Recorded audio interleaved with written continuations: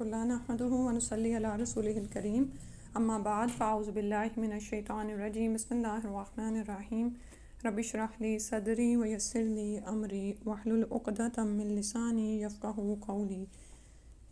Topic حصن المسلم میں ٹاپک نمبر جو ہے 38 ہے دشمن پر بد دعا، یعنی کہ دشمن پر رسول صلی اللہ علیہ وسلم کس طرح بد دعا کرتے تھے۔ اللہم منزل الکتاب سریع الحساب اہزم الاحزاب اللہم اہزمہم وزلزلہم، مسلم کی روایت ہے 1742 نمبر ہے اس حدیث کا۔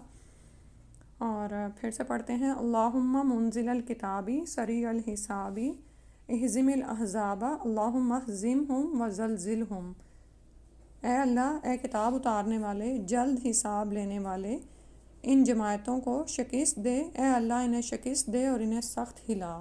ٹھیک ہے، اب آپ یہ دیکھیں کہ جس طرح کے حالات مسلمانوں پر گزر رہے ہوتے ہیں اور غیر مسلم ان کو کر رہے ہوتے ہیں، تو ویسے تو مومن ویسے بھی اپنے اسباب پر اور اپنی قوت پر بھروسہ نہیں کرتا، وہ اللہ ہی پر بھروسہ کیے ہوئے ہوتا ہے، اور اللہ کی قدرت اور عظمت پر نظر رکھتے ہوئے انسان اس دعا کو مانگے کہ اللہم منزل الکتاب سریع الحساب، کتاب کے اتارنے والے اور جلد حساب لینے والے۔ بعض اوقات یہ ہوتا ہے نا کہ کسی جگہ پر مسلمان مسلسل تنگی اور پستی کا شکار ہوتے ہیں، تو انسان کہتا ہے کہ پتہ نہیں کب اللہ سبحانہ تعالیٰ ان کو دیکھیں گے، تو اللہ تعالیٰ جلد حساب لینے والے ہیں۔ انسان کا کیا کام ہے کہ دعا کرتا رہے اور صبر کرے۔ اہزم الاحزاب، ان جماعتوں کو شکست دے دے، سب کے سب کو۔ یہ ہیں کس کی جماعتیں؟ ظاہر ہے شیطان کی ہی ہیں۔ اللہم اہزمہم، اے اللہ انہیں شکست دے، وزلزلہم، اور ان کو ہلا دے، سخت ہلا، جیسے زلزلہ ہوتا نا۔ آمین۔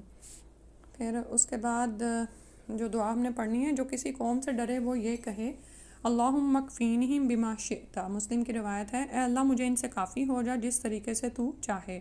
اور اسی طرح یہ دعا بھی آپ مانگ سکتے ہیں جب آپ کے ذہن میں دنیا میں کسی بھی خطے میں جو مسلمان تنگی کا شکار ہیں یا دشمن کے نرغے میں ہیں، تو ان کے لیے بھی دعا مانگی جا سکتی ہے کہ یا اللہ ان کو کافی ہو جائیں جس طریقے سے آپ چاہیں۔ ٹھیک ہے، تو اے اللہ مجھے ان سے کافی ہو جا جس طریقے سے تو چاہے۔ اللہم اکفینہم، مجھے کافی ہو جا تو، مکفینہم ان کے مقابلے میں، بما شئت جس طرح سے کہ تو چاہے۔ ٹھیک ہے، اللہم اکفینہم بما شئت۔ اس کے بعد ہے ٹاپک 40 ہے، جسے ایمان میں شک ہونے لگے اس کی دعا۔ 138 نمبر ہے دعا کا۔ پہلی تو یہ ہے کہ اللہ کی پناہ مانگے، یعنی اعوذ باللہ من الشیطان الرجیم، اور خالی اعوذ باللہ ہی کہہ دے۔ ٹھیک ہے، بعض اوقات انسان اس حال میں ہوتا ہے کہ منہ سے پورے الفاظ بھی نہیں نکل رہے ہوتے۔ اور دوسرا یہ ہے کہ جس چیز میں شک ہے اس میں مزید سوچ بچار ترک کر دے، کیونکہ یہ انسان ہمارے ساتھ کرتا ہے کہ وہ ہمیں ہمارے کسی عقیدے کے بارے میں شک میں ڈالتا ہے، یا جنت یا دوزخ کے بارے میں، جیسے اس کے بعد ہم وہی پڑھیں گے نا۔ تو بعض اوقات جنت کی نعمتوں کے بارے میں یا جہنم کے عذابوں کے بارے میں، یا اسی طرح کوئی بھی ایسی سوچ ہو سکتی ہے جو ذہن میں آتی ہے، اور انسان اس شک میں اس طرح سے مبتلا ہو جاتا ہے، تو وہاں پر وہ کیا کرے، اس میں مزید سوچ بچار ترک کر دے، اپنا دھیان کسی اور معاملے کی طرف لگائے۔ بعض اوقات یہ ہوتا ہے نا کہ، اور نماز میں تو خاص طور پہ آپ یہ دیکھیں کہ ہم صرف اتنا ہی کر سکتے ہیں کہ شعوری طور پر خود کو متوجہ رکھیں، ادروائز تو نماز میں بھی بہت سارے وسوسے آ رہے ہوتے ہیں، لیکن مومن ہم سے پوچھ کتنی ہے ہماری استطاعت کے مطابق کہ ہم کانشیس رہیں، باشعور رہیں نماز کے دوران، اور جہاں کوئی ایسا وسوسہ یا خیال آنے لگے اس کو ترک کر دیں، اس میں سوچنا چھوڑ دیں۔ ٹھیک ہے، تو سوچ میں بہنے کا مطلب یہ ہوتا ہے کہ آپ یعنی کہ غافل ہو گئے اور اس میں پڑ گئے، نعوذ باللہ۔ اور یہ بخاری کی روایت ہے۔ اور پھر یہ کلمات کہے جو مسلم کی روایت ہے کہ آمنت باللہ ورسولہ، میں اللہ اور اس کے رسولوں پر ایمان لایا۔ ٹھیک ہے، آمنت باللہ ورسولہ، اور اللہ تعالیٰ کا یہ فرمان پڑھے هو الاول والآخر والظاہر والباطن وهو بكل شيء علیم، سورہ حدید کی آیت نمبر 3 ہے۔ شیخ البانی نے اسے حسن کہا ہے، وہی اول ہے، وہی آخر، وہی ظاہر ہے، وہی باطن، اور وہ ہر چیز کو جاننے والا ہے۔ ٹھیک ہے، تو اللہ سبحانہ تعالیٰ سے دعا ہے کہ جب وقت پڑے تو ہمیں یہ دعا یاد رہے۔ ٹھیک ہے، تو دوبارہ سے دہرا لیتے ہیں کہ زیادہ دعائیں نہ بھی یاد ہوں تو کم از کم ہم اللہ کی پناہ میں آ جائیں اعوذ باللہ کہہ کر، اور اس میں سوچ بچار ترک کر دیں کہ نہیں مجھے اس پہ اب اور کچھ نہیں سوچنا، اٹھ کے انسان کسی کام میں لگ جائے، یا پھر ذہنی طور پر کچھ کریٹیو سوچنے لگے، یا جیسے یہاں پر بار بار یہ اب آپ یہ دیکھیں کہ دعائیں بھی اسی لیے سکھائی جاتی ہیں کہ ایک دفعہ فرق نہیں پڑا ان کو بار بار دہرائیں۔ جیسے بعض اوقات کچھ میڈیسنز ریگولرلی اور زیادہ لینی پڑتی ہیں. اسی طرح سے اگر آپ کو لگے کہ ایک دفعہ کہنے سے فرق نہیں پڑا تو بار بار اعوذ باللہ بھی پڑھی جا سکتی ہے. اعوذ باللہ السمیع العلیم من الشیطان الرجیم من نفخہ ونفثہ وہمزہ، جو بھی اس طرح کی آپ کو یاد ہو. ربی اعوذ بک من ہمزات الشیاطین واعوذ بک ربی ان یحضرون. ٹھیک ہے. اور اسی طرح سے بعض اوقات یہ ہوتا ہے کہ ہم کسی گناہ سے استغفار کر رہے ہوتے ہیں لیکن وہ اثر نہیں کر رہا ہوتا، یعنی وہ گناہ ریپیٹڈلی ہمیں یاد آ رہا ہوتا ہے اور ہم ڈپریشن میں جا رہے ہوتے ہیں. تو اس میں بھی کیا کریں کہ زیادہ دفعہ پڑھیں، پھر زیادہ استغفار کریں. ٹھیک ہے. بعض اوقات جیسے بھی بتایا نا کہ کچھ میڈیسنز ایسی ہوتی ہیں کہ ان کے باقاعدہ کورسز کرنے پڑتے ہیں، یعنی اینٹی بایوٹک کھانی پڑتی ہے. تو بالکل اسی طرح اگر ایمان میں بہت زیادہ شکوک آنے لگے ہیں، بہت زیادہ وساوس آ رہے ہیں اور ختم ہی نہیں ہو رہے ہیں، تو پھر ریپیٹڈلی بھی ان دعاؤں کو تسبیحات کے طور پر پڑھا جا سکتا ہے کہ بار بار ان کو سوچتے ہوئے هو الاول والآخر والظاہر والباطن وهو بكل شيء علیم، کہ وہی اول وہی آخر وہی ظاہر وہی باطن ہے اور وہ ہر چیز کا خوب علم رکھتا ہے. مجھے تو وہ اتنی صلاحیت نہیں ہے میری، اور نہ مجھے اتنی عقل و غور و فکر دیا گیا ہے کہ میں ان سب باتوں کو سوچوں. ٹھیک ہے. تو ان سے باہر آ جائیں گے انشاءاللہ آپ. اس کے بعد ہے ادائیگی قرض کی دعا، اور یہ حلال کی بھی ہے، حرام سے بچنے کی بھی دعا ہے. اور کیونکہ ترجمے سے پتہ چلتا ہے اللہم مکفینی بحلالک عن حرامک واغننی بفضلک عمن سواک. اور اس میں بھی دیکھیں اکفینی کے الفاظ آ رہے ہیں کہ اے اللہ مجھے کافی ہو جا اپنے حلال کے ساتھ اپنے حرام سے، یعنی مجھے حلال ہی عطا کر حرام سے نکال دے، اور یہ کہ میری خواہشات میں بھی جو ہے حرام کا وہ نہ ہو، یعنی مجھے حلال سے کافی کر دے. واغننی بفضلک عمن سواک، اور مجھے اپنے فضل کے ساتھ اپنے علاوہ سب سے غنی کر دے. ٹھیک ہے. یعنی یہ کہ اللہ الصمد ہے نا، اللہ تو سبحانہ تعالیٰ بے نیاز ہے، اسی کی طرف ہر بندہ رجوع کرے، باقی تو سبھی محتاج ہیں. تو ہم کیوں لوگوں کی طرف جائیں، بلکہ ہم اللہ کے علاوہ سب سے بے نیاز ہو جائیں، غنی ہو جائیں. ٹھیک ہے. ہم اپنی ضرورتوں کو اللہ ہی کی طرف لے جانے والے ہوں، اپنے یعنی اللہ تعالیٰ کہہ رہے ہیں اپنے فضل کے ساتھ اپنے علاوہ سب سے غنی کر دیں. آمین یا رب العالمین.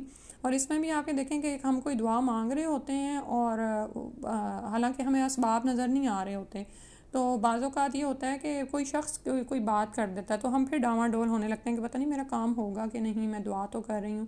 تو یہ جو دعا ہے نا کہ واغننی بفضلک عمن سواک، اللہ پر آپ کے ایمان کو، آپ کے توکل کو مضبوط کرتی ہے نا، کہ کوئی کچھ بھی کہے، اگر میرے پاس نہیں بھی سبب ہے لیکن میں ایک دعا کر رہی ہوں تو اللہ تعالیٰ اپنے فضل سے مجھے عطا کرے گا اور باقی سب سے بے نیاز کر دے گا انشاءاللہ. پھر اس کے بعد ہے اللہم انی اعوذ بک، یہ بھی ادائیگی قرض کی ہی دعا ہے جس کے اینڈ پہ آ رہا ہے غلبۃ الرجال کے الفاظ کے ساتھ، اور اس میں 8 چیزوں سے پناہ مانگی گئی ہے. دیکھتے ہیں. اللہم انی اعوذ بک من الہم والحزن والعجز والکسل والجبن والبخل وضلع الدین وغلبۃ الرجال، کہ اے اللہ میں فکر اور غم سے، عاجزی اور سستی سے، بزدلی اور بخل سے، اور قرض چڑھ جانے اور لوگوں کے غلبے سے تیری پناہ چاہتا ہوں. ٹھیک ہے. تو فکر اور غم، فکر ہمیں لگا ہوتا ہے مستقبل کا، غم ہوتا ہے ماضی کا، اور یہ چیزیں ہمیں کیا کرتی ہیں، ہمیں اپنا حال نہیں اچھا بنانے دیتی. ٹھیک ہے. ہم نماز پڑھ رہے ہیں تو بعض اوقات کوئی ماضی کا کوئی غم سامنے آ جاتا ہے، یا اسی طرح ہم مستقبل کے کسی اندیشے میں ڈوب جاتے ہیں، نعوذ باللہ، اللہ سبحانہ تعالیٰ ہمیں نکالے. عاجزی اور سستی سے، یعنی بعض اوقات یہ ہوتا ہے کہ وسائل نہیں ہوتے تو آپ عاجز ہو جاتے ہیں کہ کام ہی نہ کر پانا. ٹھیک ہے.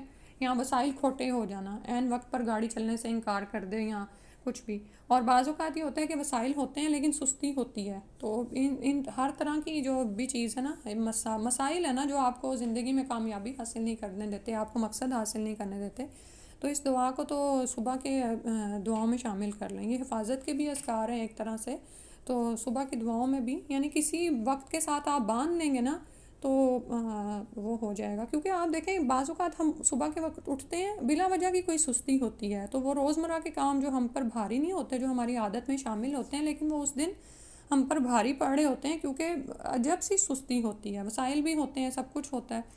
اسی طرح بزدلی اور بخل سے. ٹھیک ہے. یعنی بزدلی کیا ہوتی ہے کہ کسی کا کوئی کام نہ کرنا، بہادری نہ کرنا، کیونکہ کوئی بھی کام کرنے کے لیے آپ کو سٹیپ لینے پڑتے ہیں، رسک لینا پڑتا ہے.